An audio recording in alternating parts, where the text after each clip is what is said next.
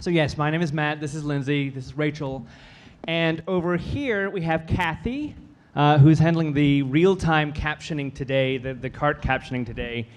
You can see her work scrolling here, and I just wanted to say real quick that real-time captioning is different from pre-built captions, of course, captions that you guys can build from a script.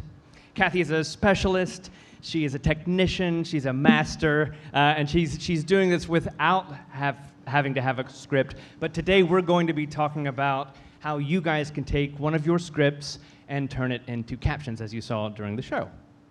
So captions and subtitles both transliterate speech as it's happening, but captions try to describe the full soundscape, the whole thing.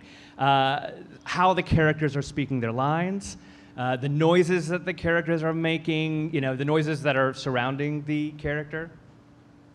Captions, of course, are for the deaf and hard of hearing. There's also another group that we're finding more and more are using captions, and that's the group that have lost their hearing due to age or illness or accident. And this is a group that won't necessarily identify as being deaf or hard of hearing, but they'll still come to shows, and they won't look for open captioning, but the captions will help the experience of the play for them a lot. But I definitely do want to say that captions are not a replacement for ASL, right? You have to ask your deaf patrons what they prefer, captions or ASL interpretation, or just do both, because that's great. So we're going to talk a second about how you caption your scripted event, right? You really need 3 pieces of hardware, basically. You need a display, which can be a television, a projector, even a mobile device like a phone or a tablet. You need a laptop computer here, and then you need a way to connect them, usually like a cable, HDMI or whatever, right?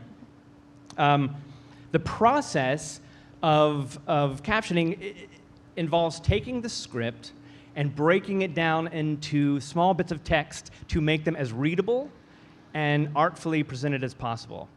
Lindsay's going to talk about the art of that in a second. But the goal is to put this text into a slide-like format.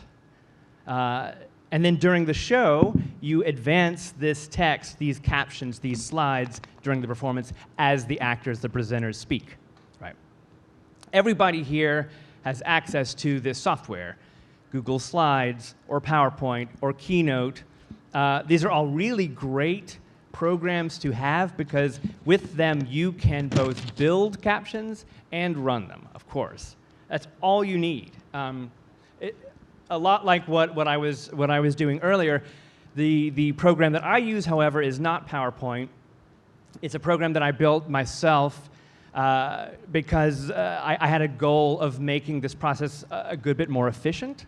It works the exact same way, but I'm going for sort of trying to make the process of building easier for me. PowerPoint is really fantastic, but it is not designed for building captions. So that's what CaptionPoint is. It's not ready for public consumption quite yet, but Lindsay and I actually consult and build and run captions in the Chicago area for theaters. So if you want to learn more, talk to us, please about that. And then Lindsay here is going to talk a little bit about the art of captioning. Hello, everybody. Wow, so many of you here. So the one thing you really need to focus on is what makes captions the most readable. So we found that what works best is having a yellow font and a black background. And don't use all caps because it's really hard to read. And use sans serif instead of serif fonts. For example, Arial instead of Times New Roman. Because who likes Times New Roman?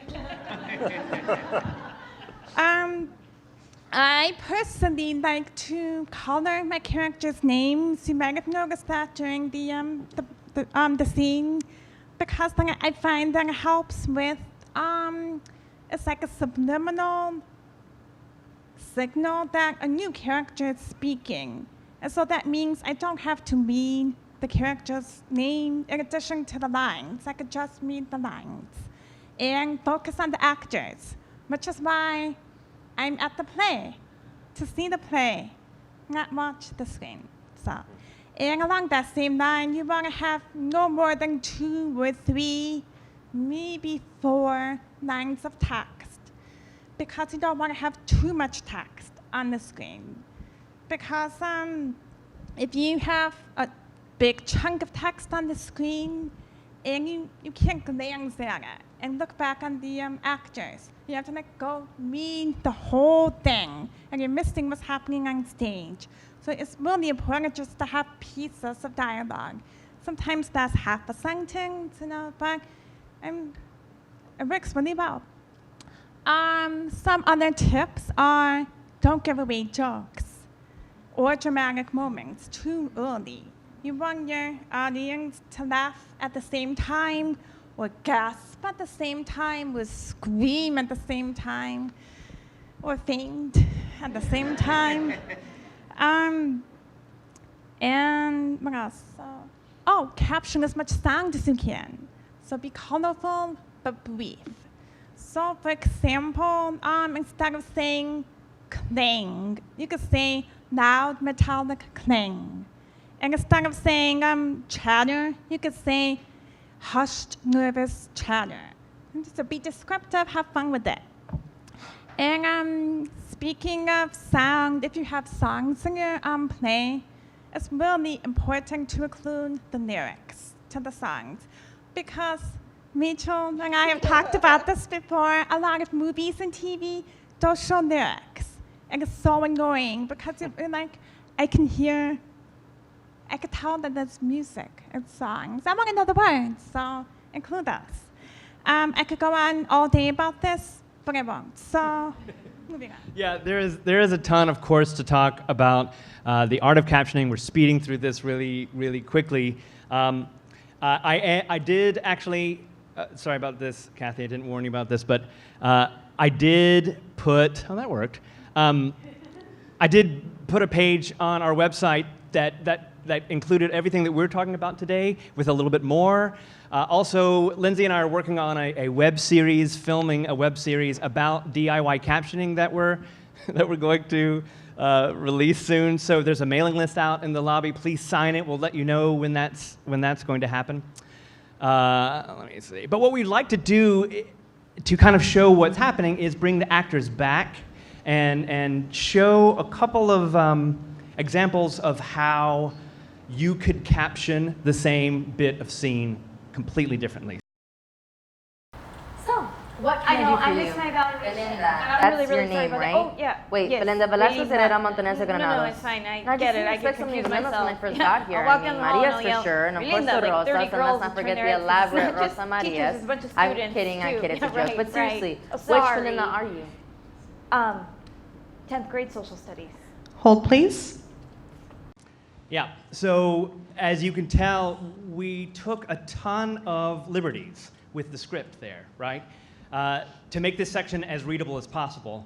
But the nice thing is that we had the luxury of being able to sit down with the director, Laura, and sort of get her input and be able to sort of make some very strong choices in the captioning. What she wanted to see is that Adeline is taking control of this conversation. So you really miss what Belinda is saying in that bit because she's sort of rambling and nervous and upset. By the way, real quick, that should be happening a whole lot more in Chicago because it's super fun to get the theater team, the theater designers together with the accessibility designers. So many cool things could happen if we do that more, so let's think about that. That'd be great. And so now we're going to show the same scene but captioned a completely different way. Casey? So, what can I do for I you? know, I missed my Belinda, that's your evaluation. name, I'm really, right? really sorry about that. Wait, Oh, yeah, yes. Belinda Velasquez Herrera Belinda. Montañez Granados. No, it's fine. I just I didn't get expect it. so many Yeah, I get Belindas when I confused got here. I myself. mean, Yeah, Maria's I'll for walk sure, down and of the course hall, the and Rosas, I'll and let's not Belinda, forget like the 30 elaborate girls Rosa turn their heads, Marias. 'cause it's not I'm just kidding, teachers, I it's a kid, bunch it's a of joke. But students. seriously, It's an obscenely which popular Belinda are name. you? Sorry. 10th grade social studies. Hold, please. Right, so neither way was incorrect, I don't think. I think we've had to caption a similar scene both ways, but in this example, we just dumped the entire script onto the screen. So you could possibly read some of it, not make out all of it. If the director had said, I want to convey the chaos that's happening with the two actors. They're talking exactly the same time, and they're talking the same kind of forcefulness, but we made that choice. Did you want to say something? Oh yeah, because you guys couldn't hear what the actors were saying either, right? So it makes sense that we wouldn't be able to read everything that the actors were saying. Right. So that's the idea. Yeah, so those are different. There's so many ways to do this thing. That's the art of it. But now to talk about the fantastic audience experience that you should strive for with captioning is Rachel Arfa.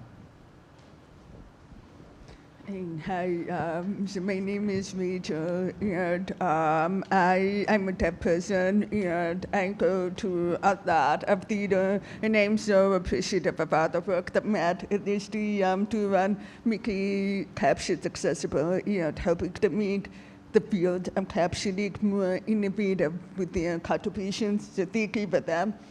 But that means that because there are so many theaters providing captioning, guess what? It's not enough just to provide captions in quality. For me, the theaters that stand out are the theaters that also invest in their customer service. And this is crucial.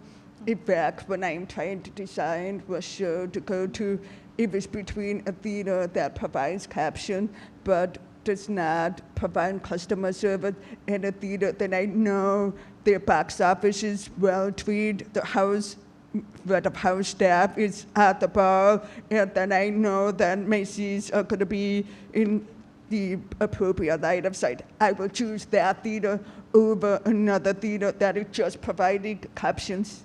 That's how important it is. And that is also a testament to all the hard work that has happened in Chicago to make theaters accessible. So we keep raising the bar, so that's all of us here who have helped to push that up. So how do we do that? First, I want to add to what Susan and Isabel said about the importance of line of sight, just like the Susan and Isabel just demonstrated with poor interpretive placement right over here in front of me. Sometimes people will put captioning screens all the way to the right or all the way to the left. Yeah, so that means that the deaf person will have to sit here in this scenic area all the way right to the stage. That means it's impossible to watch what the actor is saying. I use caption, but because I don't have access to be able to hear, I depend entirely on their facial expressions, their body language, and I also need to be close enough to be able to read their lips, because when I do is I will read the captions, and then I will look to the body language and to the actors, so then I can catch them delivering that line, because now I know what they are going to say. So if I'm placed right here, it's impossible for me to have that full experience. But also it means that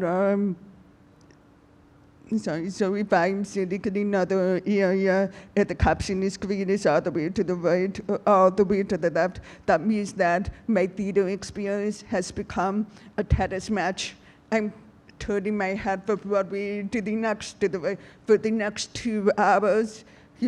I work full time. I want to relax at the theater, and watching a tennis match is not relaxing.